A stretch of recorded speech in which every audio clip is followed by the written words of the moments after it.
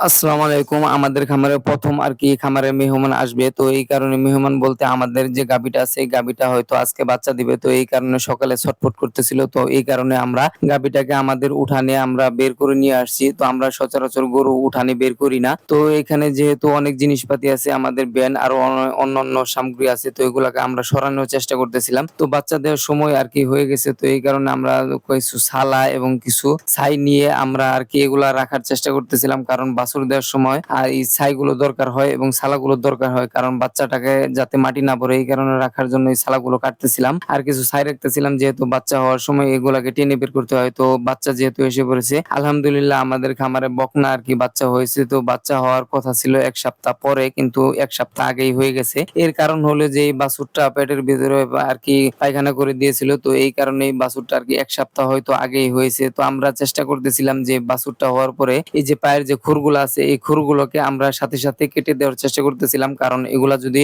সময় চলে যায় তাহলে কিন্তু আর এই খুরগুলো কাটা যায় না, শক্ত হয়ে যায়। তো এই কারণে আমরা সাথে, সাথে এগুলা কেটে দেওয়ার চেষ্টা করতেছিলাম। আর আমরা চেষ্টা করতেছিলাম যে বাছুরটাকে সুন্দরভাবে পরিষ্কার করে দেওয়ার জন্য। কারণ যেহেতু বাছুর হওয়ার পরে গাভী বাছুরটাকে চেটে খাওয়ার চেষ্টা করে। তো এই কারণে আমরা এই বাছুরটাকে পরিষ্কার করে দেওয়ার চেষ্টা করতেছিলাম। আর এই খুরগুলোকে আমরা কেটে ছোট করে দেওয়ার চেষ্টা করতেছিলাম। আর আমরা চেষ্টা করতেছিলাম যে এই বাছুরটা হওয়ার পরে যেহেতু নিঃশ্বাস নিতে কষ্ট হইতেছিল, কারণ এটার একটু ঠান্ডা লাগছে আরকি। তো ঠান্ডা লাগার কারণে এগুলা আরকি বাছুরটা নিঃশ্বাস নিতে কষ্ট হইতেছিল। তো আমরা চেষ্টা করতেছিলাম যে একটা খের আরকি মুখে বেঁধে দেওয়ার জন্য, যাতে এই বাছুরটা চাবাইতে পারে এবং মুখ নাড়াইতে পারে। কারণ যেহেতু সে এর আগে পৃথিবীতে ভূমিষ্ঠ হয়নি, তো এই ১ম হয়েছে। তো এই কারণেই এটাকে আমরা এই খের দিয়ে মুখ বেঁধে দেওয়ার চেষ্টা করতেছিলাম। তো আলহামদুলিল্লাহ এবার বছরের ১ম এই আমরা একটি বকনা বাচ্চা আরকি আমাদের খামারে পাইলাম আরকি। তো ওই বকনা বাচ্চা এর আগে আমাদের খামারে ঐরকম হয় নাই। মানে একটা বকনা বাচ্চা হইছে আর সবগুলোই ষাঁড় বাচ্চা হয়েছিল। তো এবছরে ১ম এই আমাদের বকনা বাচ্চা হয়েছে। তো